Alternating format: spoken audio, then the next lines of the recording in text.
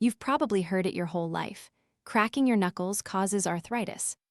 Parents warn you, grandmas scold you, friends cringe. But here's the truth. That popping sound, it's just gas bubbles bursting in your joint fluid. Completely harmless.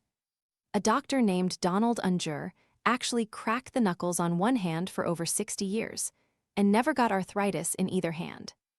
He won an Ig Nobel Prize for it. So go ahead, crack away. Your joints are fine. Comment below, what other health myths did your parents swear were true?